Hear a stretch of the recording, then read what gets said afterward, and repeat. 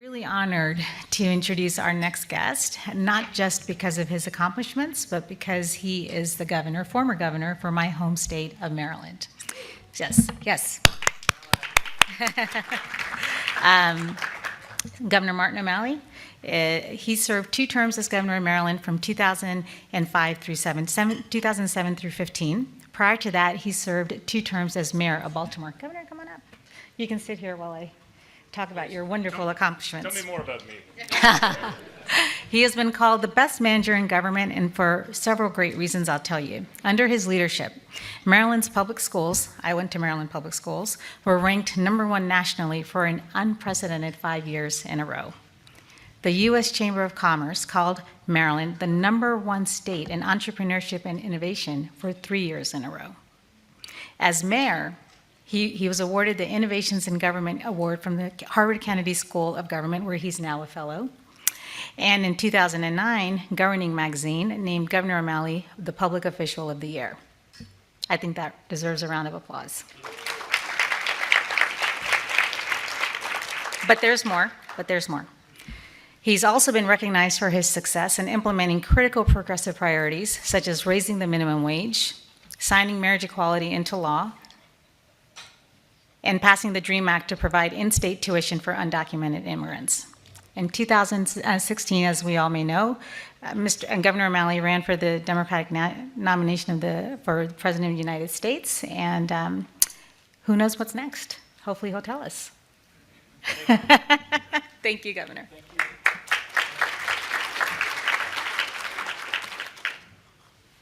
Shelley, thanks very, very much. How is everybody this morning?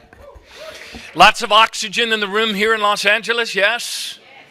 All of you woke up early and came here for the most exciting topic in all of self-governance, procurement.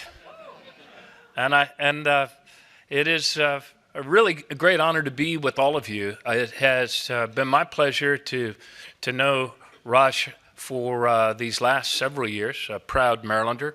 And Raj, I really want to thank you for what you're doing to pull out of whole cloth, really, this new common platform for innovation and market intelligence and procurement. Long needed, right? I mean, I bet, show of hands, how many of you work in a government office where you have more staff than you know what to do with? Not one of you. There was some wag that raised his hand in the back. But we'll get your name and card afterwards, sir, and share it with the mayor. You are, all of you, you wouldn't be here if you didn't believe in these challenging times that our government actually should work, that it actually should function, that every day we should be pursuing what George Washington referred to as this longitudinal experiment, iterations that ask, is it working better? How can we improve? Is what we're doing working? Is it not? It was my honor. I had the pleasure to actually be the trust of being mayor of Baltimore for 2 terms and governor of Maryland for 2 terms. There were a lot of things that we did really, really well. And a lot of innovations we brought to the fore, but I want to make a confession right up front here that I could never really look back over my shoulder of accomplishments and say, by golly, I really made our procurement system a lot better. True story. I was twice talked out of tackling Maryland's Byzantine, slow, cumbersome, bureaucratic, disjointed, disconnected, unintelligent procurement system. Twice I was talked out of that. During that golden period right after election, when you can say you're going to do big things and everybody knows you actually have enough time to get it done, I was twice told the juice is not worth the squeeze.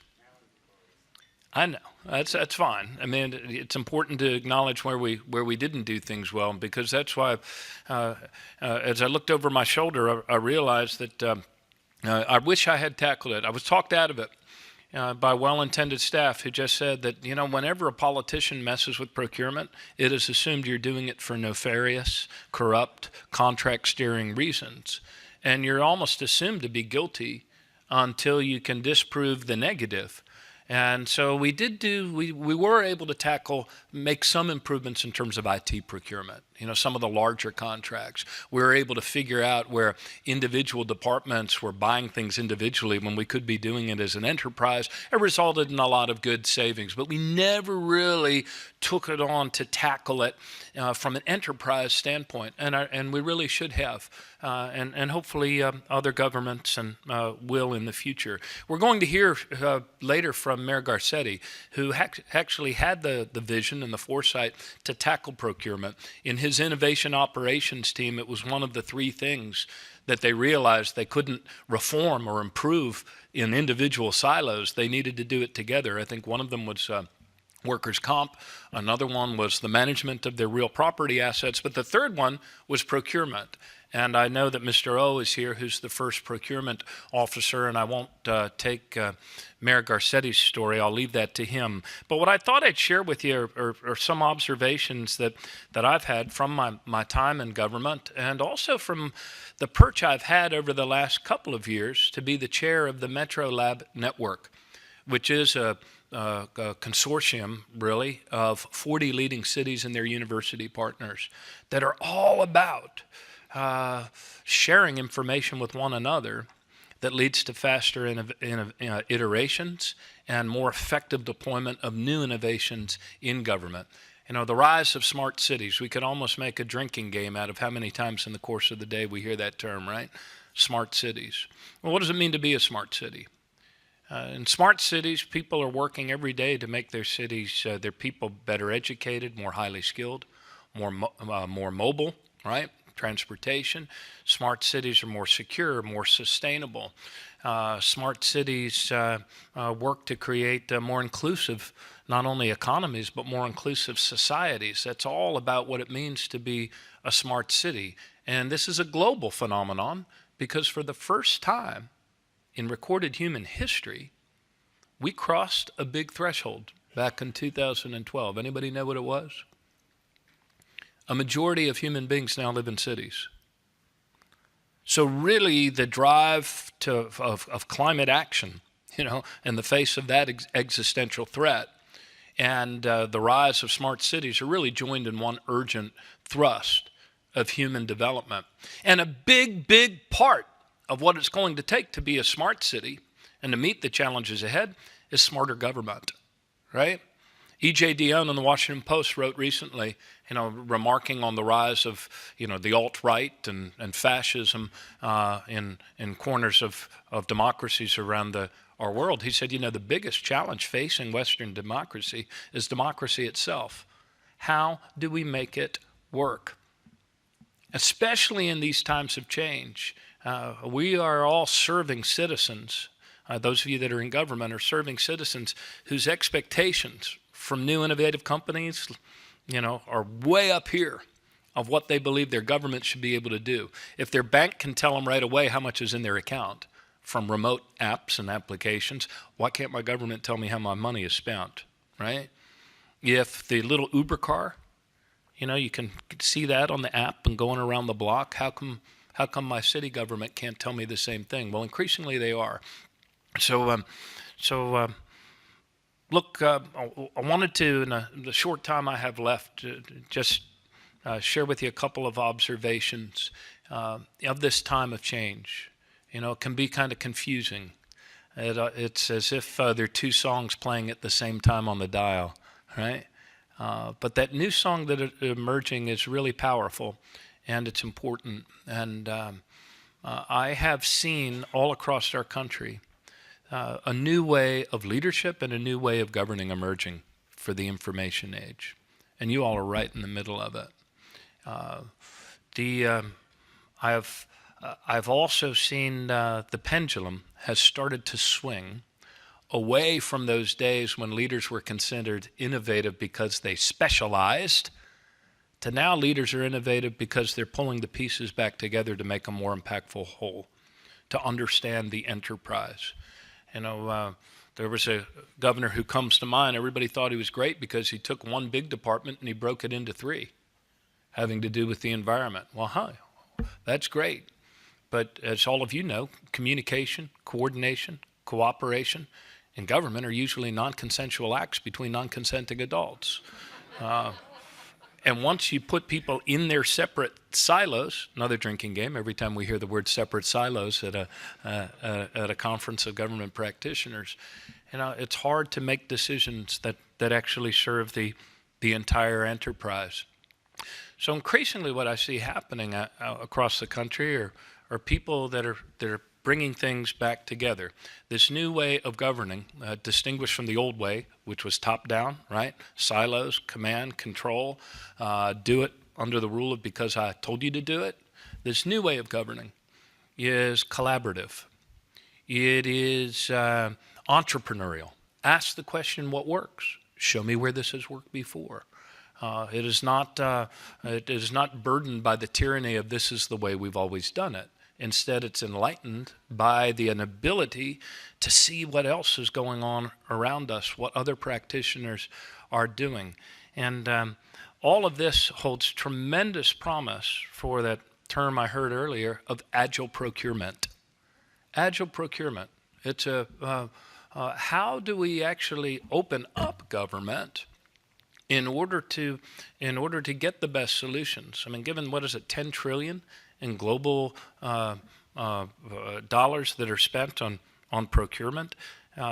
So there is an ability, we do have the ability, we do have the tools. We've never had better tools. What we need is the leadership that actually gets it done, which leads me to a second point, and that is the shifting nature of leadership. People in government, I think I heard Shelley just say, or maybe it was Shelley that said in Silicon Valley, failure is a badge of honor. Well, for those of you in government, failure is your ticket to the door. Nobody ever got fired for hiring IBM unless IBM failed, right? So for good reason, all of you feel a responsibility to de-risk, and especially when it comes to de-risking new things. The leadership that's required for that is openness and transparency. I heard the gentleman ask the question, does this require kind of a two-step process? Yeah, I think it's a two-step process. It might even be more steps than that. And it runs contrary to the old way of leadership that said, hold information tight, don't talk to others or you'll get in trouble. The word collaboration has changed in the last 10 years. Collaboration used to be something bad you would do with Nazis. Now you can't really do something effectively unless you collaborate, right? Collaboration is the new competition. So how do you bring collaboration to the procurement process, make it more agile, make it and do those things while still safeguarding against the risk of failure and also the accusation of collusion, which is different than collaboration? Well, the answer really is the same sort of ethic that you see innovative new mayors like Mayor Garcetti and other really effective men and women leading their own cities across the country deploying. And that is a commitment that in the old days of politics might have been considered radical, but a commitment to openness and transparency. If you meet with people ahead of time to write the problem statement, put the minutes online. Be open about it. Be transparent. Take one or two or even three steps to get it right, to bring people to the table, not to tell them from the top of that hierarchy of command and control, do it because I said to do it, but rather bring people together with openness and transparency in the center of the collaborative circle. Ask people, what do you think is the best way to do this? Do you understand the problem as we framed it? Feel free to bring solutions that we haven't thought of. Look around the globe for those innovations and you'll find them, because the best governing that's going on today in the free world is emanating up and out from cities. Up and out from cities. Know what you're buying. Move it from silos to enterprise. Understand what your strategic goals are. Move from issuing requirements to issuing problem statements. See where it has worked somewhere before. It's the best way to de-risk things. That's what every good mayor asks when somebody brings a new shiny innovation to them. Tell me where this has worked before, right? Show me that it's worked. I once told people at a meeting of entrepreneurs in Silicon Valley, they were aghast. I said, every elected official wants to be the best at doing something second. They were horrified. They wanted to burn me as a heretic, you know.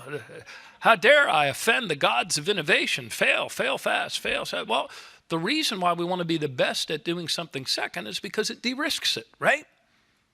And if you have a procurement that's actually great, where people have put the collaborative work in to making it work and it got the better result, wouldn't you like to know about that? Well, that's what Public Spend Forum's about. That's what Raj's vision is all about. It's about creating a crowdsourced common platform for sharing the best global innovations and the best market intelligence so you can do your job better, so you can deliver better results for your people. So look, a couple of brief examples. In Pittsburgh, they recently embarked on a really smart procurement. They issued a request for information to upgrade over 40,000 streetlights. Now, in the old days of specialization, it would have been for streetlights and streetlights only. Don't tell me anything else. But in this enterprise-wide approach, they focused not on the issue of the lighting alone, but they encouraged innovation by inviting vendors to submit bids that actually incorporated technology to aid other pressing issues throughout the city, like monitoring the flow of traffic, air quality, audio sensors, providing better cell phone service. And in a similar case of incubating innovation, New York City capitalized on its opportunity to modernize its payphone systems by challenging vendors to think about how they could move from 20th century infrastructure to 21st century. The result? Gleaming kiosks that provide super fast free Wi-Fi, phone calls, device charging, and all supported through the ads displayed on the sides. And you'll soon hear from Mayor Garcetti and some of the really cool things they're doing in Los Angeles, where he recognized that this was one of those enterprise-wide problems that couldn't be solved by individual silo approach. And so he made it one of the top priorities citywide for his innovations operations team. And that's and that is really the future of government and self-government. It's not innovation over in its silo over here. It's incorporating innovation into the iterative practice, the collaborative circles that actually ask every day whether what we're doing is working as well as it might if we tried to do it a different way. It's about having the confidence to say to people, it's okay to ask questions. It's, you know, some of the things that we figured out how to do better, you know, we learned from talking to the people that were already doing the job. You know, isn't it amazing how much experience we have that we never tap in our own governments? I'll leave you with this last thought. I used to hear a person that very high up in one of our national intelligence agencies, in a meeting shortly after 9/11, he said, you know, if we only knew what we already knew and actually did something with that knowledge, if we only knew what we already knew.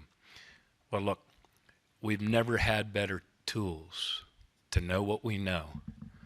We've never had better tools because of the Internet of Things and common platforms for innovation and sharing pedagogy, right? Teachers talk about pedagogy, learning from one another. People in government, you, public servants, also can learn from one another. And the tools are all there to know what we know, to actually do something with it. And so I want to thank you for being here today. I really want to thank all of our sponsors. I also want to thank our host, Mayor Garcetti, and the people of Los Angeles and his terrific team. And Raj, I especially want to thank you for having the vision to see and to understand that together we can truly make collaboration the new competition. We can make our government work, and we can continue this ongoing longitudinal experiment called the United States of America. Thanks a lot.